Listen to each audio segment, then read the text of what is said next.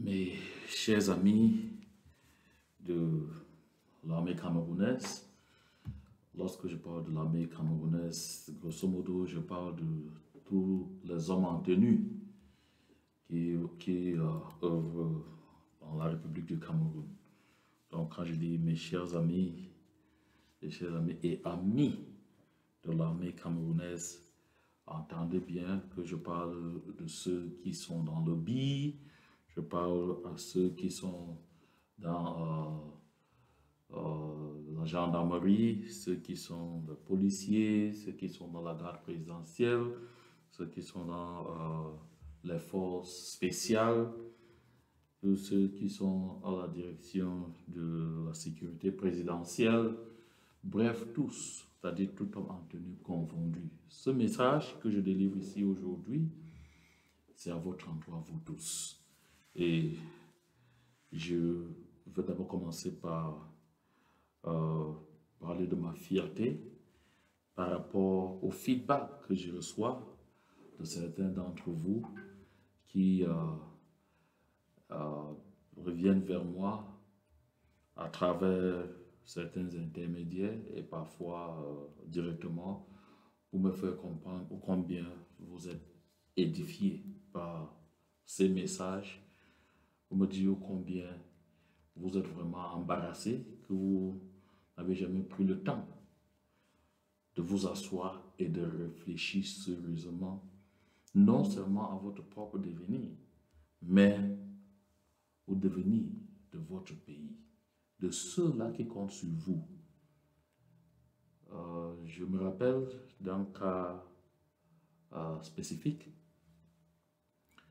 de quelques deux soldats qui sont en détachement à Ekondotiti, qui ont réussi à m'atteindre, à m'accoster, et qui m'ont dit combien ils sont véritablement humiliés de constater que ce qu'ils font vraiment est terrible et que l'histoire va prendre tout ça en compte. Et qu'en vérité, ils ne peuvent se prévaloir du fait que c'est d'autres personnes qui prendront la responsabilité, que c'est le politique qui prendra la responsabilité. Je constate à travers ces feedbacks qu'il y a certains d'entre vous qui déposent déjà les armes, qui prennent les clés des champs, qui coupent l'air déjà parce que vous avez fini par comprendre que le gouvernement de Paul Biya est en train de vous transformer en agent de mort pur et simple, en Amazonie pour une guerre qui ne devrait même pas avoir lieu. Donc je suis fier que vous preniez le temps de temps en temps de m'envoyer ce feedback et j'aimerais que vous continuiez dans cette même lancée et surtout continuez à partager le lien, continuez à partager la version audio toutefois que vous recevez ça pour que davantage vos collègues, vos amis, vos frères, vos sœurs qui sont des personnes en tenue puissent avoir cette éducation, puissent comprendre ce message de salut. Aujourd'hui, nous sommes vendredi et ce vendredi, c'est le 26 juillet de l'an de grâce 2024. Aujourd'hui, j'aimerais qu'on parle de ce que vous représentez dans l'esprit de vos concitoyens. C'est très important. Comment est-ce qu'ils vous regardent? Qu'est-ce qu'ils pensent de vous? Est-ce que vous êtes considéré pour les sacrifices énormes que vous faites, croyant que vous faites ça pour le peuple camerounais? Puisque c'est ce peuple-là qui vous paye. Parce que certains d'entre vous m'avaient appelé et me dit vraiment ce qui vous gêne, c'est que parfois on vous dit le président Paul Biya ne peut pas vous donner son argent et puis vous vous retournez contre lui. Je tiens à rappeler ici que M. Paul Biya ne vous donne pas son argent. Vous êtes payé par le contribuable camerounais. Donc les citoyens de votre pays, la République du Cameroun, qui payent les impôts, c'est ces impôts-là, c'est le fruit de ces impôts-là qu'on utilise pour payer vos salaires. Ce n'est pas l'argent de Paul Biya. C'est le fruit de ces impôts-là qu'on devrait utiliser pour développer votre pays, pour créer des hôpitaux, pour approvisionner des différents villages en eau potable, pour construire des routes fiables, pour construire de bonnes écoles pour vos enfants, pour vous permettre d'avoir la bonne vie. C'est cet argent-là que M. Biya et son gang confisquent pour eux-mêmes et vous donnent les miettes de cet argent du contribuable et vous fait croire que c'est l'argent du président de la République, que c'est l'argent de Paul Biya. Il y a un temps déjà révolu où son visage était même sur les billets de banque. Ça ne voudrait toujours pas dire que c'était son argent.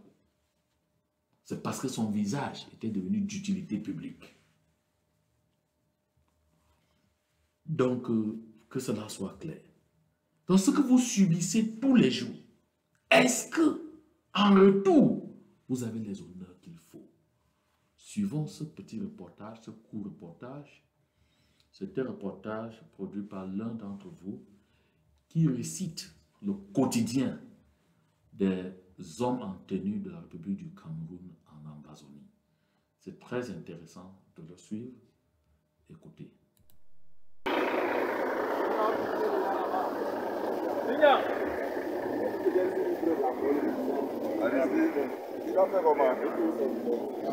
Monsieur le maire.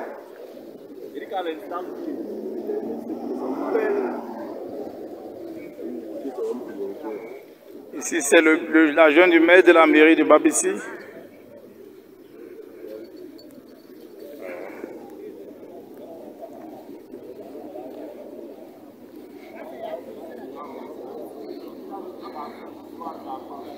Ici, c'est la police et ses engins.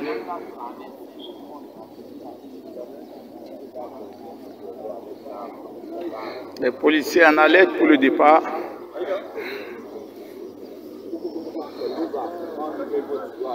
Pareil, en alerte pour le départ.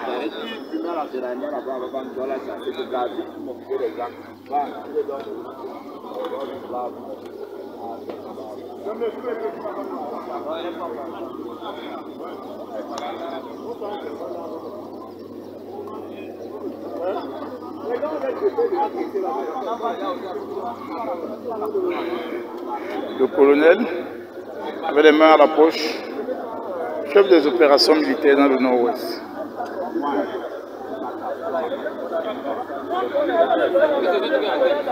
C'est la guerre totale.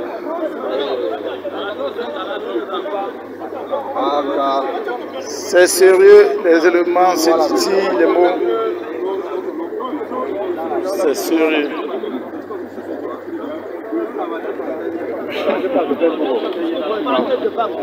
Comme il n'a pas confiance en nous, envoie les gars, il va tout devant. Le départ est annoncé. Ça murmure dans les rangs. Les forces sont mixtes. Ok, je vais couper ce reportage en ce moment-là. Ce que je voulais que vous puissiez constater, c'est ce quotidien rude dont vous faites face en Amazonie tous les jours. Vous avez entendu le ton de celui qui parle. Il est lui-même militaire. Et quand c'est fini, il vous dit, ça murmure dans les rangs. Pourquoi est-ce que ça murmure dans les rangs? Parce que de un, les conditions de traitement ne sont pas les meilleures. De deux, les primes ne sont pas payées. De trois, même la nutrition, même la ration est de plus en plus difficile. Et de quatre, l'incertitude. Ils se déplacent comme ça. Dans quelles conditions? Est-ce qu'ils ont même tout ce qu'il faut? Ils partent même en guerre contre qui? Ce n'est pas une guerre asymétrique. ils n'ont aucune idée où est logé l'ennemi. Donc, quand ils partent là, trop d'incertitudes, tout peut arriver à tout moment. À tout moment. Et avec raison. C'est ça l'objet du prochain clip. Regardons.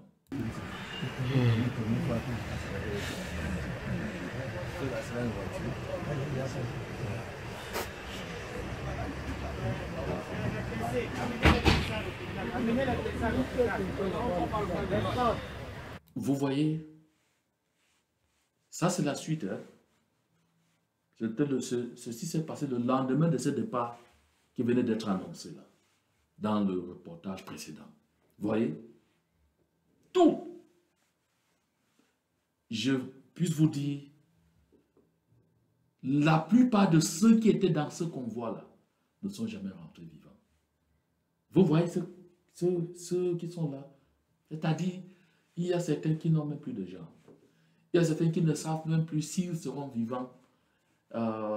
C'est-à-dire que c'est la désolation. Et c'est ça le quotidien de vos confrères. C'est ça le quotidien de vos collègues en Amazonie. Pourquoi? Ils meurent pourquoi? Pourquoi est-ce qu'ils meurent? À quelle fin? Vous êtes dans les terres d'autrui. Vous n'avez pas raison d'y être. Par conséquent, vous ne pouvez pas gagner.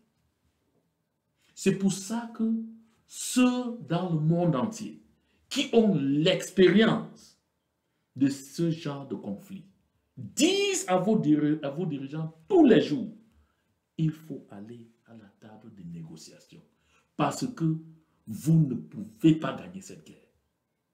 Et ce qui est marrant, après ces morts en série, rien n'est dit dans les médias camerounais. Personne n'en parle. Silence radio. Parfois, c'est sur les réseaux sociaux que les membres de vos familles constatent que vous n'êtes plus. Eh oui, honneur et fidélité. Honneur et mort, des morts stupides, vous mourrez comme des mouches pour rien. Encore il y a quelques jours, j'ai dit quelques jours seulement, à Djakil, des jeunes gens non formés comme vous, qui avaient eu des années et des années de formation, avec des armes de guerre véritables, des jeunes non formés, vous ont encore fait échec.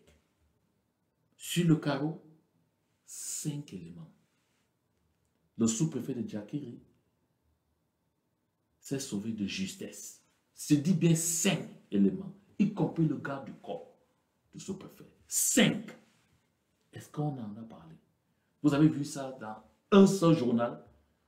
Les images sont si horribles que je n'ai pu obtenir l'autorisation de YouTube pour diffuser ça ici. Mais je suis persuadé que vous avez vu ça. Terrible. Parce que j'ai vu les corps 5. Que deviendra le futur de leurs enfants, de leurs épouses, de leur famille qui comptait sur eux?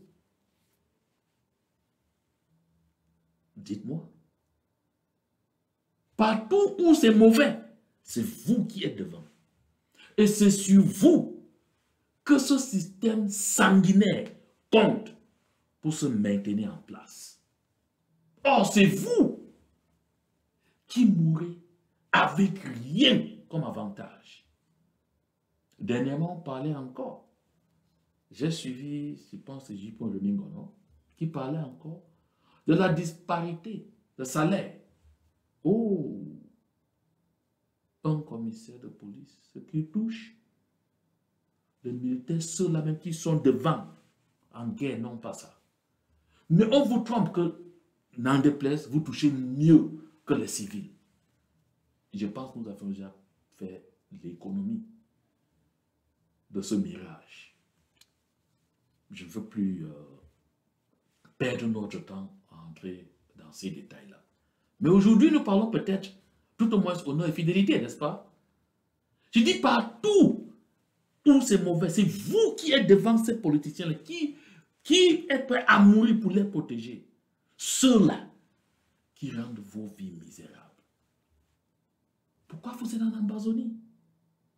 J'ai suivi un audio. Un d'entre vous m'expliquait. Je ne sais même pas pourquoi est-ce qu'on fait ça. Parce qu'en réalité, nous resterons voisins. Et c'est vrai. L'Amazonie restera voisin de la République du Cameroun. Je vous dis bien, notez ça aujourd'hui. Si vous doutez, l'Amazonie naîtra. Rien ne nous arrêtera. Même si vous mourrez tous en Amazonie, l'Amazonie naîtra. Inutile donc de mourir pour quelque chose qui va arriver. Puisqu'il n'y a rien à faire.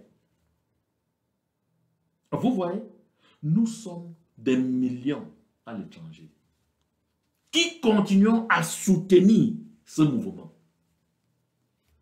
Le moment arrive où certains d'entre nous se déplaceront pour rentrer, continuer, prendre la relève.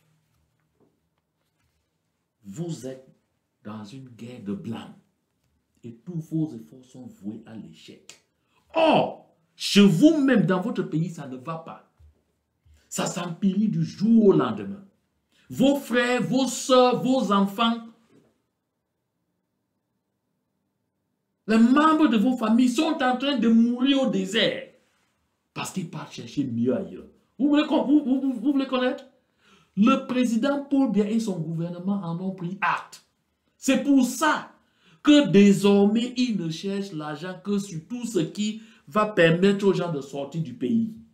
C'est pour ça que le prix du passeport est devenu excessivement cher, peut-être même le plus cher du monde. Mais il compte sur le fait que tout le monde veut un passeport parce que tout le monde veut partir. Et c'est pour ça, rendez-vous à la direction de la police des frontières, immigration. Voir combien de milliers de personnes demandent des passeports par jour. Ça va vous dire le malaise qui est dans votre pays. Tout le monde veut partir. Je dis, mais y compris les fonctionnaires, jusqu'au rang de directeur, parfois même secrétaire général de ministère. C'est pour ça que Paul Biya dit désormais, même si vous êtes balayeur, le simple fait que vous êtes employé par l'État pour sortir du territoire, il faut une autorisation de sortie. Pourquoi? Parce que tout le monde part. Surtout avec les enseignants, alors c'est grave. Donc maintenant, M. Paul Biya reconnaît que le Cameroun, c'est une prison. Il faut donc que tout le monde reste dans cette prison, y compris vous. Et c'est sur vous que M. Biya compte pour continuer à rendre la vie difficile à vos concitoyens. Et vous vous appelez l'armée républicaine? Au lieu de rentrer mettre de l'ordre chez vous, comme certains l'ont fait dans les pays du Sahel. Regardez le Niger, on disait le pays le plus quoi. Regardez la fierté des citoyens du Niger aujourd'hui. Vous parlez du Burkina Faso, regardez un jeune capitaine. Regardez ce qu'il fait. C'est ça qu'on appelle l'armée républicaine. Regardez au Mali. Assimi Goïta a pris les choses en main. Regardez en Guinée. Guinée-Conakry. Vous êtes là. Vous torturez votre peuple. Vous êtes là. Vous extorquez votre propre peuple. Vous êtes là. Vous matez votre propre peuple. Au profit des sous-préfets de la France. Des préfets. Parce que Paul Biya, c'est le préfet de la France. Donc tous ceux qui sont en dessous de lui sont des sous-préfets de Paris. Ah oui, il faut vous appeler l'armée républicaine. Au lieu de rentrer chez vous, mettre de l'ordre, assurer une vie meilleure à vos concitoyens, vous êtes en train de livrer une guerre inutile, une guerre de blâme dans un pays voisin. Je vous dis bien, partout où il y a le danger, c'est vous. Regardez encore ça. Oh, des garçons qui traversent. Oh, c'est terrible. Oh, le nom m'a tombé. Oh, mon pauvre arrondissement. Nous t'aimerons toujours. Nom m'a tombé. Ah, c'est nom m'a tombé. Courte que vaille. Voilà les politiciens. Courte que vaille. Du RDPC, certainement les directeurs, les sous-directeurs, Merci, monsieur le président. les ministres et tout ça. Il n'y a pas de route. Oh, des garçons qui Or, quand traversent. ils arrivent pour passer comme Oh, ça c'est et aller tromper le peuple, Oh, le nom je m'a dis tombé. non, il y a déjà les engins en route Oh, qui mon viendront pauvre construire arrondissement. ces ponts. Tout est déjà là, le paquet est déjà là. Ils vont Nous mentir t'aimerons au peuple toujours. devant vous. Non, Or, non, pour y arriver, c'est Courte que vous vaille. qu'on va en mettre de l'avant. Courte que C'est vous vaille. qui vous mettez encore en danger pour les protéger, pour Merci, les monsieur le permettre d'aller président. tromper votre peuple. Quelle honorabilité vous pensez avoir avec tout ça? Quelle honorabilité? C'est pour ça que le peuple ne vous respecte pas. C'est pour ça que vous n'êtes pas honoré par le peuple comme c'est le cas ailleurs. Je vais vous dire bien. Ici, aux États-Unis, où je suis et parle, il y a un jour, chaque année, ce jour est mis de côté pour honorer la mémoire des militaires qui sont tombés pour quoi que ce soit, mais au nom du peuple américain. Ça s'appelle Memorial. C'est un jour férié et chômé aux États-Unis. En honneur des militaires, des hommes en tenue. Ces jours-là, le président des États-Unis, qui que ce soit, se déplace à la tombe générale publique et au mémorial qui a été créé pour la circonstance, avec des fleurs pour poser la gerbe et honorer. Et oui, la dernière fois que Paul Biya a honoré la mémoire d'un militaire chez vous, d'un homme en tenue, c'est quand? Parce que vous êtes des vauriens. Parce que vous ne valez rien à leurs yeux. Et disais-je encore au chapitre des honneurs, écoutez bien, quand un homme en tenue passe ici aux États-Unis, la vie peut presque s'arrêter. Et oui, les gens se mettent en rang pour quelque chose quelque part, dès lors qu'un homme en tenue, ou bien quelqu'un qui était dans l'armée, et qui n'est même plus dans l'armée arrive, et qu'on sent que c'est le cas, tout le monde se busque, on l'envoie avant. Quand vous gens monter dans l'avion, dans tous les aéroports, ceux-là, on les appelle les vétérans. Ceux qui servent encore, ceux qui sont encore dans l'armée, on les appelle les premiers à monter dans l'avion, à embarquer. Ils entrent avant ceux-là qui ont payé les billets pour la première classe, qui ont payé les billets pour business class. Ces hommes en tenue-là montent avant. Ceux qui ne sont même plus dans l'armée, mais qui ont été dans l'armée, même juste pour 6 mois, et qui se sont séparés de l'armée avec l'honorabilité, ils montent avant. On permet à une fête de sortir dans des universités, dans des lycées, avant la fin du tout premier discours. On demande d'abord, est-ce qu'il y a les hommes en tenue, les servicemen ou women, ici, dans la salle? S'ils sont là, il dit ceux qui sont encore là, s'ils sont là, on les prie de se lever et on leur donne des honneurs publics, tout le peuple. Et vous voyez les gens, se tournent avec beaucoup d'amour et disent merci pour votre service. Thank you for serving. Et puis après ça, on appelle ceux qui sont déjà des vétérans, ceux qui étaient et qui sont sortis. Ils se mettent aussi debout. Je dis dans des cérémonies publiques. On les honore, on les donne des honneurs, on les donne des éloges. C'est ça qu'on appelle honneur.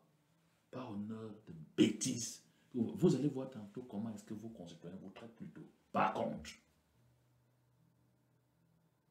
il dit bien dans les hôpitaux, partout.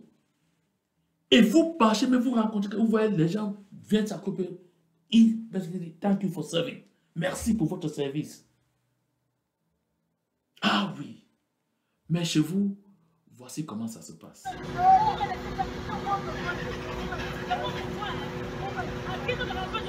On m'a tenu en pleine bataille. Pour cause de 500 000. Regardez.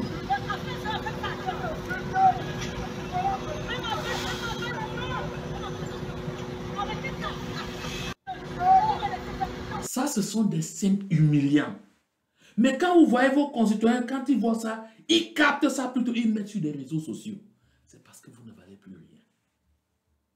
C'est parce que vous représentez désormais le ridicule. C'est parce que dans leur esprit, vous n'êtes pas mieux que les peaux de banane. Vous n'êtes plus mieux que le déchet. Le ridicule. Regardez encore.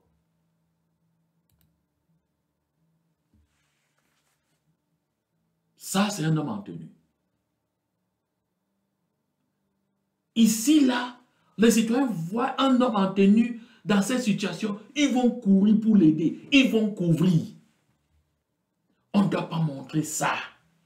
Mais quand vos concitoyens se plaisent à diffuser ce genre d'image avec vous, avec les tenus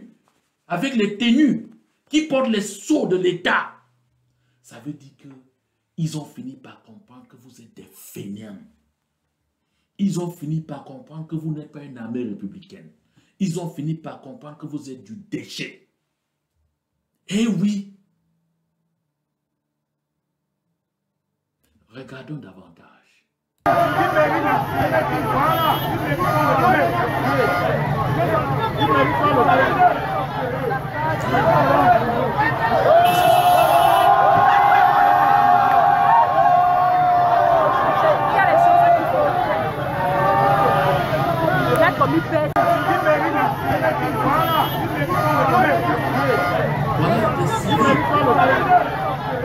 Voilà des civils qui sont en train de malmener un homme en tenue. Et les gens l'applaudissent. Les gens filment. Les gens mettent sur les réseaux sociaux. Les gens l'applaudissent. Parce qu'ils en ont marre de vous. Ils en ont marre de vous. Vous représentez l'oppression dans l'esprit de vos concitoyens. Vous représentez le déchet. Vous représentez la torture. Vous représentez aussi déjà la dictature. Ah oui, quand on vous voit, tous ces mots-là viennent à l'esprit. Vous appelez l'armée républicaine? Je vous dis bien, sortez du Southern Cameroun. Rentrez remettre votre pays en ordre. Rentrez racheter votre respectabilité, votre honorabilité. Parce que toutes les bêtises qu'on fait là, on fait ça à votre nom. C'est à cause de vous. Parce qu'ils comptent sur vous. Que dès que le peuple vous dit non mais ça là c'est pas bon. Allez, on vous appelle. Vous sortez avec les matraques, avec les fusils. Boum, boum, boum, boum, boum, boum, boum. C'est tout. Et après ça, ce que vous allez voir dans le prochain reportage, c'est aussi vrai pour vous. Regardez. Alors, chaque année, il y a de nouveaux étudiants qui entrent en faculté de médecine. Toujours plus nombreux. On crée de nouvelles facultés. On vient de créer, on est en train de créer une autre au nord, on est en train de créer, on veut créer une autre à l'est. Ça veut dire que dans très peu de temps, il y aura encore un peu plus de médecins qui vont avoir des diplômes et qui vont sortir chaque année. Alors que déjà, ceux qui sont là n'ont pas d'emploi. Je vais vous donner rapidement une conséquence grave que ça entraîne. Du moins, une parmi tant d'autres. La première conséquence, c'est que moi, j'ai des collègues qui touchent 50 000 le mois. Ça veut dire qu'ils travaillent de lundi à vendredi. Ils font 2 gardes par semaine. À la fin du mois, on donne 50 000. Docteur en médecine, 7 ans. Pourquoi est-ce qu'on donne 50 000? Parce que c'est un peu comme les bails en salam. Quand il y a beaucoup, même pas de pouvoir même surfer sur son téléphone, qu'est-ce que ça entraîne? Ça fait en sorte que les victimes, c'est nous. Parce que quand vous allez arriver à l'hôpital, il y a des choses incroyables qu'on va faire juste pour combler les fins de mois. On va vous prescrire un examen qui ne sert absolument à rien parce que chaque fois qu'on prescrit ça, on a 30%. On va vous prescrire des médicaments qui ne vous servent à rien parce que chaque fois que je vous prescris le médicament, j'ai 500. J'ai assisté un jour à conférence d'un laboratoire de la place ici à Yaoundé, je ne vais pas citer le laboratoire, qui avait invité les médecins pour présenter un nouveau médicament. On arrive dans la conférence, il y avait pratiquement 120 médecins. Et puis, la dame qui était responsable du laboratoire est devant et commence à présenter le médicament, la molécule, etc. Ce qui se passe, c'est que, déjà, avec tellement d'erreurs dans la présentation et tout, mais bon, ce n'est pas ça le plus important. C'était un médicament qui, selon eux, permettait de restaurer le système immunitaire des patients qui souffraient de sida. Pendant sa présentation, il y a quelque chose qui m'a choqué. À un moment donné, elle dit que je sais qu'au Cameroun, c'est difficile. Je sais que les médecins, vraiment, le traitement salarial n'est pas bon, les emplois et tout. Mais on a quand même prévu quelque chose pour vous. Chaque fois que vous allez prescrire ce médicament, vous aurez 500. On va vous donner des facturiers qui ont des souches à chacun qui souhaite utiliser le médicament. Comme ça, chaque fois que vous prescrivez le médicament, à la fin du mois, on vient prendre les souches, on compte et puis on vous donne vos 500. À la fin donc de la présentation, elle dit, ceux qui souhaitent alors le faire, venez prendre les souches. Et plus de 80% des médecins allaient prendre. Ils prenaient les souches. Et je vous rappelle que c'est un médicament qui coûte 16 000 francs. Bon, ben, je vais arrêter ce reportage-là parce que j'ai diffusé ça pour que vous, militaires camerounais, vous puissiez comprendre, vous puissiez comprendre que voici ce qui vous arrive dans des hôpitaux. Et c'est le résultat de la couverture que vous donnez à ceux-là qui détruisent la société. Vous n'êtes pas épargnés. Vos enfants, vos frères et sœurs, vos mamans, vos papas iront dans des différents hôpitaux où les médecins sont payés à 50 000 francs. Ils ne réussissent pas à avoir de bons salaires. Ils ne réussissent pas à avoir de bons boulots. Ils ne réussissent pas à avoir de la bonne vie. Parce que ceux-là qui rendent la bonne vie impossible comptent sur vous avec vos armes pour les maintenir en place. Conséquence, ils deviennent donc non pas des médecins dans les hôpitaux. Ils deviennent des bouchers. Oh oui, des meurtriers.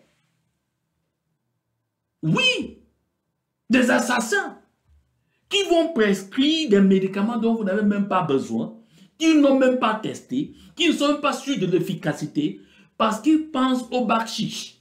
Et puis, ça met vos vies aussi en péril. Vous pensez que vous avez des avantages. Vous pensez qu'on vous paye mieux que les autres, que ces médecins-là. Vous êtes même fiers qu'avec votre BPC, avec votre bac, ou bien avec votre CPE, vous touchez mieux que ce médecin-là. Mais sans savoir qu'il y a le retour.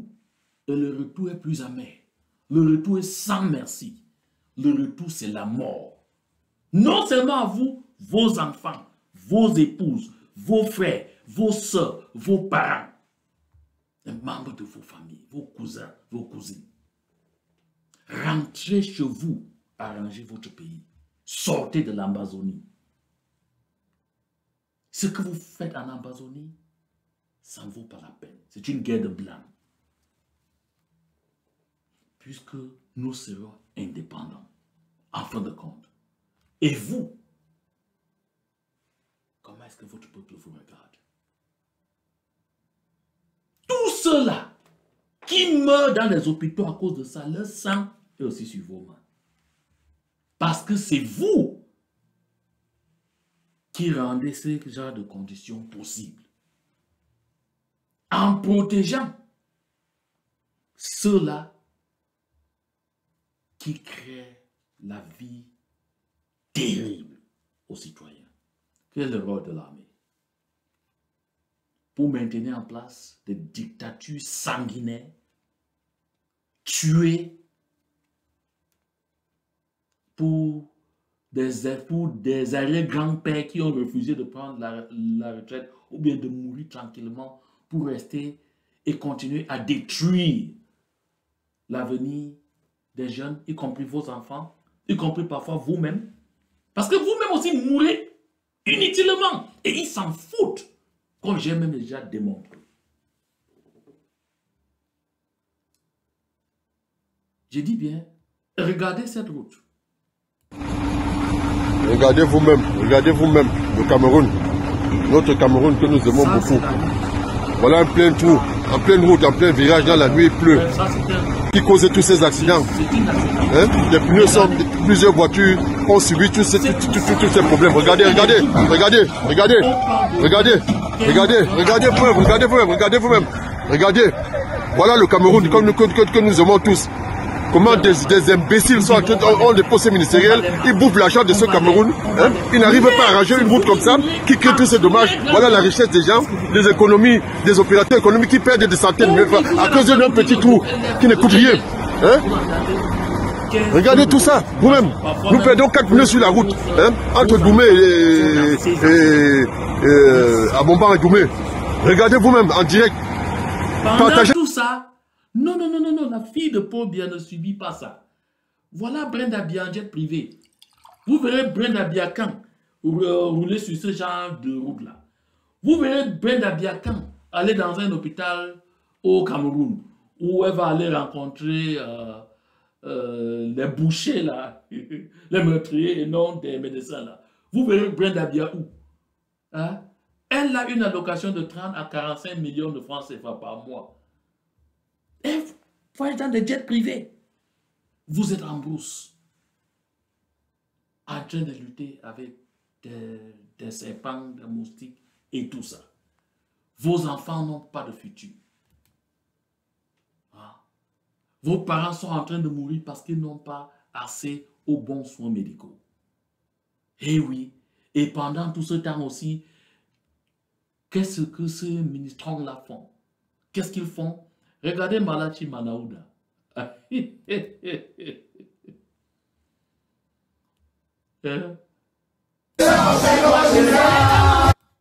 Voilà Malachi Manaouda en train de njoka. C'est-à-dire, votre ministre de la Santé, qui n'arrive pas à payer des médecins bien pour qu'ils puissent s'occuper de vous. Le voilà dans une boîte de nuit. Regardez, le roi Pétrus et tout ça, avec des nanas de gauche et à droite. Vous êtes en bourse en train de mourir. On vous dit non, allez faire la guerre en Amazonie parce que c'est ça la patrie. C'est ça, vous êtes une armée républicaine. Vraiment, vous êtes des citoyens patriotiques. Voilà ce qui représente le patriotisme pour Malachi Manaouda. Le vrai patriotisme instruit que vous devez rentrer, vous demander si votre pays est en train d'aller dans la bonne direction.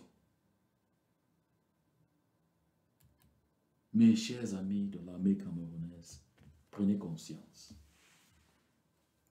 Arrêtez de tuer inutilement et de vous faire tuer pour rien en Amazonie. Rentrez mettre de l'ordre dans votre pays. Je veux bien remercier tous ceux qui ont pris la peine de passer ce temps ici avec moi pour suivre cette causerie, pour suivre ce dialogue. Et je vous invite à partager le lien autant que possible pour que plusieurs d'entre vous, pour que vos collègues, vos amis, vos frères et sœurs, qui sont des hommes en tenue, puissent avoir ce message. Un message de vérité, parce que lorsque vous connaissez la vérité, cette vérité libère. Je vous remercie.